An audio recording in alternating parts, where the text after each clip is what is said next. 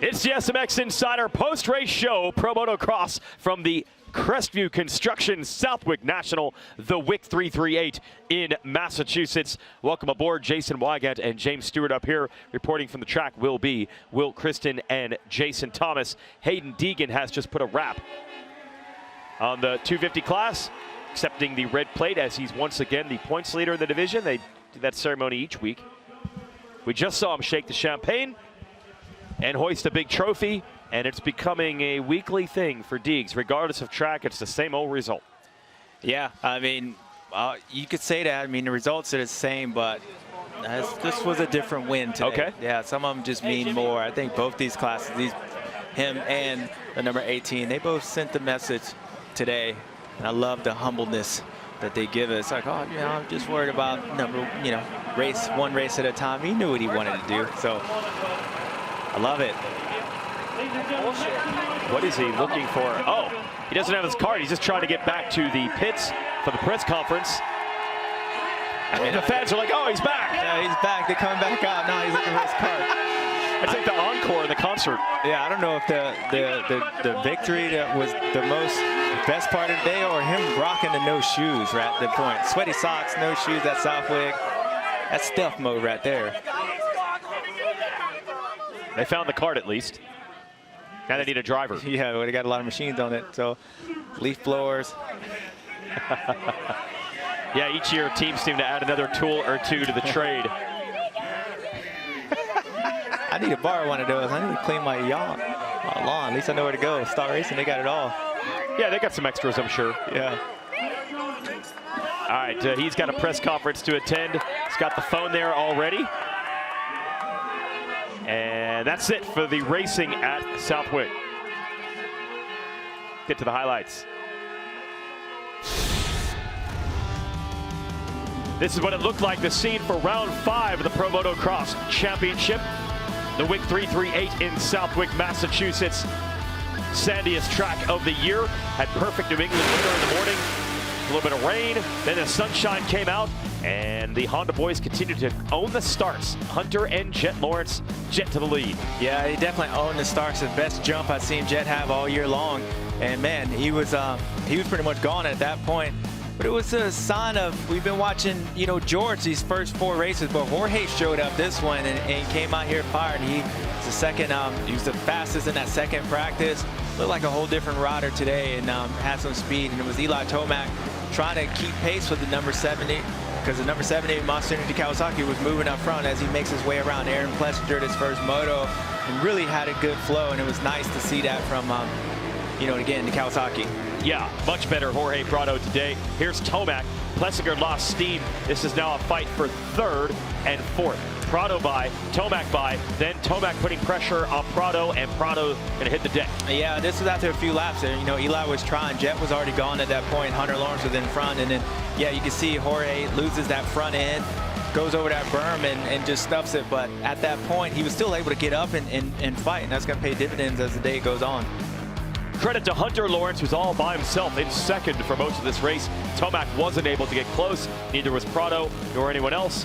But he also wasn't able to get that close to his brother Jet, who wins the moto, and by a comparatively large margin to what the number 18 usually does. Didn't manage the lead, he just pulled a big one. They go to Moto 2. Prado wants to start in front of Jet. He sends it in deep in the first turn. Yeah, that right-handed first corner. Jet knew that if he runs it in that deep, most likely if I just square up and get underneath him, I just want to be back out front. And Jorge was able to keep Jet close for those first opening laps. And at this point, we got Hunter Lawrence in 3rd place, who rode really good that first moto. It just seemed like all these guys were riding good, but Jet was so far gone that maybe the second we would have a run. And it was Eli Tomac. He said on the podium that, man, the middle part of the race wasn't that good. Well, I'm sure he's going to look back at this and maybe be a little disappointed, because, things start happening really quick for Eli as Hunter Lawrence makes that pass back up on him for 3rd place. And, Eli said that straight up, man, they were just better. Prado is going to go down here while running 2nd. Yeah, there's a hard base on this racetrack. As you can see, there's a rut right there, and that lap rider caught Jorge out. It goes down, and again, he was in 2nd place at this point, and things they're starting to look good for the Kawasaki. And this is Aaron Plessinger. We start to see him kind of fading a little bit as all these guys were. RJ was able to get around him. Shout out to RJ, that 4th place, that second moto, but nobody was even holding a candle to this dude. This guy was on a different level today. Yep. Tomac and Prado, they kept him in sight for a couple laps, and then the lead was alarmingly large again, and then he hopped, skipped, and jumped his way around. 1-1 for Jet Lawrence, 2-2 for Hunter there on the left, and Tomac goes 3-3 for 3rd overall. And yes, Tomac just said today, the Lawrences, they were just really good, and that's reflected in those results. Justin Cooper, the Monster Energy fast qualifier, and he was fast and strong in the races, but bad starts both times. Came back for 6th and 5th for 4th. Prado, top 5 overall for the first time this year, and much better than we saw in the first 4 rounds. The weekend off, maybe the switch to the sand, it worked for him. Great to see a shot in the arm for him and his squad. Hampshire 6th. Plessinger, Webb, Barsha, and Malcolm Stewart round out the top 10 from the Wick. And point standings, it's a bigger lead than ever for Lawrence, but I don't even know if that's really the story. It, to me, was a bigger lead on the track, and that's really what's more important. Yeah, I mean, absolutely. I mean, he's still within two bad motos. Eli's back in the points lead. I mean, these guys are still within the race, the top 3 that is, but you know, mentally, it's a bigger gap than that, and you start to wonder, if you're Eli, you don't want to get in that rhythm where you're like, man, I don't know if I could beat this guy. You know, we've seen other guys like that. So Eli's got next week, so we'll find out. Yeah, that's Redbud, and might get Chase Sexton back there as well. Now, combine the points from Supercross and Motocross together, Cooper Webb is still the #1 seed if the playoffs were to begin now. But Justin Cooper each week chipping away. Look, he's scored 51 more points than Webb in Motocross so far, 181 to 130. Got the gap to about 30 points now. Still 6 rounds and 12 motos to go. Plessinger's 3rd, and Jet is starting to close on your brother Malcolm Stewart and getting close to Chase Sexton. I think that might be why Sexton needs to get back into this, because playoff seeding could make all the difference come September. So that's the story from Southwick. We welcome you back into the booth here, Jason and James.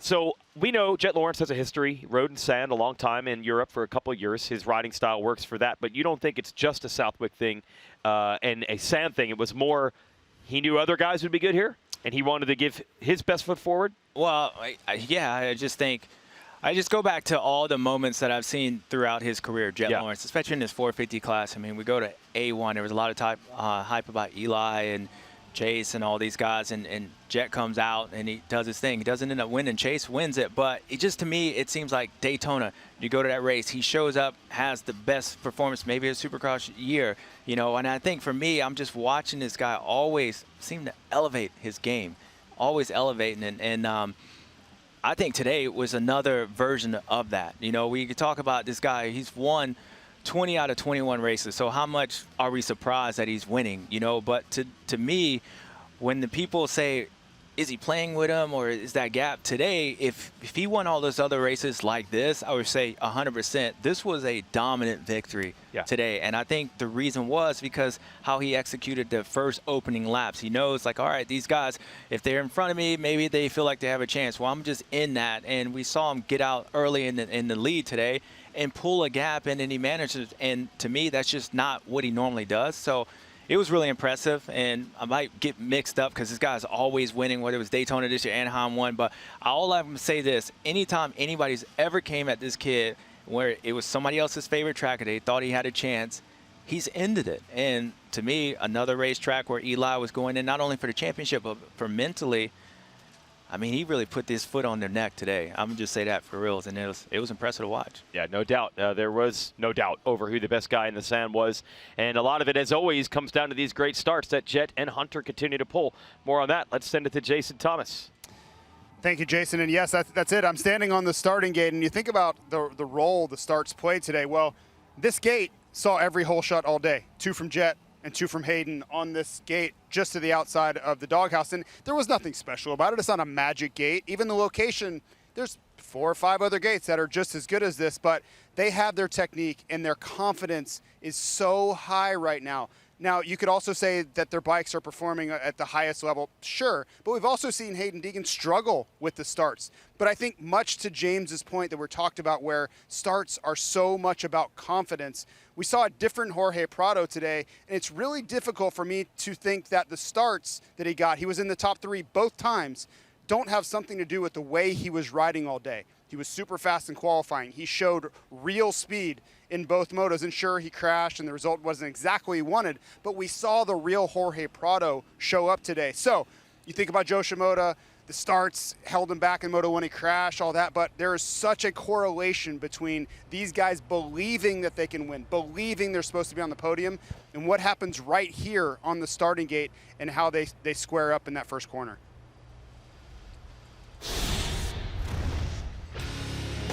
.250 class from Southwick, round 5 of Pro Motocross. Get a look at the paddock there. Such a unique place to hold the motocross racers. Elementary school and ball fields, and then suddenly this beautiful place to go racing.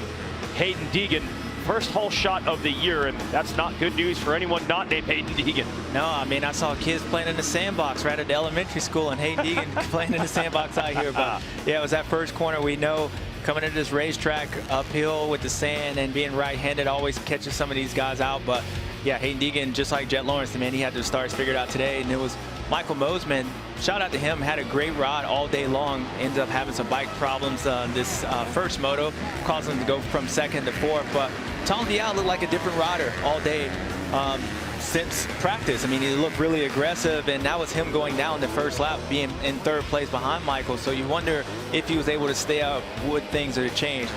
The way Hayden's been riding, I would almost say no, but nonetheless, Tom looked like a different rider that moto, and he showed it for sure. And then Kitchen's going after Mosman. Tried again. Mosman so tough, wouldn't relent until late in the race when his bike started to overheat. More on that in a moment. Here is Vial. He was outside the top 10 after that early crash. And yeah, this is definitely the best riding all year for the Frenchman. Yeah, I mean, you could tell the bike was moving around, but in a good spot. This is where you feel like you're in that free zone. And to me, it just looked like he was more free riding, more like him. But I mean, talking about free, free. Yeah, you got it. They were in the danger zone that first moto, and they might be in there for the rest of the year for sure. Yeah, pressure-free was Deegan with that big gap. So Mosman have some bike problems late, and that moves Kitchen from 3rd to 2nd. And somehow Vial, despite the early crash, is going to end up 3rd. So the hope is if they can start with Deegan in Moto 2, maybe they can run with him. Deegan a wild start, leading to another hole shot. Vial's right there, but he gets shuffled back. Jalik Swold is 2nd. Yeah, that little start off, Hayden, that's some attitude check right there. You know, you whip it out, and again, it's hard racing against the guy when, I mean, every moment, you know, it just seems like he's attacking the racetrack, and I'm sure it's could be detrimental for all these guys. But Joe Shimoda looked like a guy who's riding really good. That first moto went down twice, it seemed like, in the first corner, and then getting back up. He rode good, but it was Levi Kitchen riding really good after that 2nd place. You thought maybe, all right, maybe it's Levi time getting up in here. He was able to close in on Hayden a little bit. Then he got the bubblies and stuff and had to recover. Then it was Joe Shimoda making his way around. Jalik Swoll, who rode really good before going down that 2nd moto. And Joe was a man on a mission. He was the only one, once he got in that 3rd place, that gap, about 8 to 10 seconds the whole race, he stayed at the same. They almost had 45 seconds on 3rd place in Tom Vial. So those two were on a different level. But Hayden Deegan was still on a different one as Joe Shimoda makes his way around Levi Kitchen for 2nd place. This is where we were starting to wonder what was going on with Levi. Was he getting overheated? Was something going on with the bike? His mechanic was even like, yo, what's up? Bike seems good. But he was able to recover and not let things ravel out of too much for him. Tom Vial gets fine for that 3rd place position, but Levi was able to hang on for that 4th place. And yeah, it was a good day by the Monster Energy Pro Circuit Kawasaki guy. Yeah, so this is Kitchen. Said his stomach started to hurt halfway through the moto, then he lost positions to Shimoda, lost positions to Vial, but then he would come back strong. Checkered flag is out right here for Deegan. Makes it easy, big gaps, fastest in both qualifying sessions, and a little flare there over the finish line. Little Justin Bogle leg swag right there. Bogle was here today. Maybe he was just trying to make him proud. And Vial would recover for the podium, and because Kitchen was able to recover, He holds on to fourth. Mosiman got close. Kitchen rode strong to the end after the mid-race lull and is able to hold on to third place on the podium. Mosiman fourth, Shimoda fifth. First turn crash in the first moto proved costly. Harrop, Marchbanks, Hamaker, Masterpool, and Smith round out the top 10. That's how it impacts the points. Deegan is now up a full race on the entire field. 50 points available on any given weekend. And he has a 58-point lead over Shimoda. Look at that battle for third. Vial, Kitchen, Marchbanks, all very close. Marchbanks not quite as good today as some of the previous rounds, so he drifts back to fifth. But he can get those back in a hurry at Redbud. Hymas is out with an ACL injury. Playoff schedule, it'll be all September. September 6th in Charlotte at Charlotte Motor Speedway, ZMAX Dragway. Then the Dome at America Center in St. Louis, September 13th. And the World Championship finale, September 20th, the Strip at Las Vegas Motor Speedway. And we can give you the points leading to that. Now, Deegan's got a Supercross title this year, and he's leading the motocross standings, so no surprise. When you combine those together, he is the leader in SMX points. Shimoda is second best, just ahead of Vial. Marchbanks and Beaumer, top 5. So playoff seeding, it absolutely matters. Last year, Jet and Hunter Lawrence tied for the championship in the 450 division. They came down to a tiebreaker. If Hunter had one more seeding point, he would have won the whole thing. So that's how much it matters when the playoffs begin in September. That's the story from Southwick. And this track looks a lot different than it did at 8 in the morning. Yeah, no, and I was actually thinking about what JT was saying on the gate, that nothing looks special. But when you look at the gate right now, I just noticed that shadows were on the side of those two gates that the whole shot's kept coming from. And it looks like if the shadow's over it, that means it has better traction. And then so maybe that was a part of those guys getting there, because those two gates, it seemed like anybody was lined up there, they were gone. That instant jump was gone. So I don't know, maybe that was a factor in this, because it was definitely, as you can see, those two inside gates behind that had the shadow from the box. Yes. So could it keep it a little more? It would keep it more moist. And obviously, if you got more moist, those guys are jumping out of the gate. And we saw Hayden Deegan, you know, even the Jorge Prada, even he got a good jump that second moto, and they were lined up on that gate. So I don't know, maybe. Guys got to start studying the shadows now if you want to pick gates, not just the ruts. Some other great stories from the track. Best day of the year so far for the Danish rider, Mikkel Harrop, who is with Will. Thank you, Jason. He is indeed. We're over here at the Triumph Rig. Great day for you. Best day of the season as far as your box scores go there. 5, 6, 4, 6. Talk me through, Mikkel, the progress that you guys are making, and you personally on the bike, as you kind of just get used to, well, everything, right, from the bike to the circuit. Yeah, we're doing great steps every weekend. Like you say, the results are getting better and better. We made some improvements on the bike this week, which helped us in the starts. And again, yeah, good start in the first moto, battling up front. Lacked a little bit of pace in terms of Vial, but everybody else seemed to be on pace. And yeah, I enjoyed myself a lot. And then for second moto, there was a little bit of bar banging up the start straight. And I lost a lot of position. I was a little bit slow getting going in the first half of the race. And then, yeah, I just started clicking in that second half, and I picked people off one by one, and I believe I finished 6th. So that was a good comeback from outside the top 10, I would say. Yeah, and you seem to have a very sort of a structured way of going about this season here. You know there's sort of a lot to learn because you show up at these tracks here with absolutely no riding experience on them. So what's next as you sort of go through and check those boxes, Mikkel? What's kind of next for you as we move into Redbud next weekend? Well, the whole reason why I can progress the way I do is thanks to Triumph. I mean, they allow me to do what I want and sort of take my time, because they know this is just building and getting the feedback and trying to show how good the bike is. So from here on out, I mean, it's going to be more the same. I'm going to still work on my intensity. I see there's a potential to gain some good positions in the first half of the moto, and if I can stay strong like I did in this second moto, I mean, there's potential for podiums as well. So that's what we're working towards. Yeah, absolutely. Well, the way you're riding, I'm sure that's coming pretty soon. So thanks ever so much for your time. Congratulations on a solid day. Thank you very much. I appreciate it. And good to have Triumph in the mix. You see the manufacturer's points. They don't race 450s yet. They'll be doing that next year. Harrop will go back to Europe to race a 450 in MXGP for them next season when the bike is ready. As for the top of the chart in both classes, you see Yamaha and Honda splitting it today with the wins in each class. Yamaha gets the edge today in the manufacturer's points, but it's even closer when you look at the season-long standings for the manufacturers. This is best result in each moto of both classes by each brand. Nearly tied at the top. Yeah, no, I mean, they're winning everything at this point. You got Eli, Tomac, Cooper Webb, Jet Lawrence, both Lawrences. Joe Shimoda rode great today. So, I mean, yeah, it's not surprising that they're that close. Could come down to the wire between Honda and Yamaha for the Manufacturers Cup in Pro Motocross. KTM third, and KTM might get a boost in points next week, because the rumor is, we certainly hope it's true, that Chase Sexton, who's the defending 450 Pro Motocross champion, could be back on the Red Bull KTM as soon as next weekend at Redbud. Crashed out about 3 laps into the season at the season opener. That could be interesting, but the problem is, we've seen, James, the progress that Jet Lawrence has made in a month's time with racing. Oh, the press conference getting started. So if Sexton does come back, these other guys, they put 10 motos together. Yeah, and we saw this happen.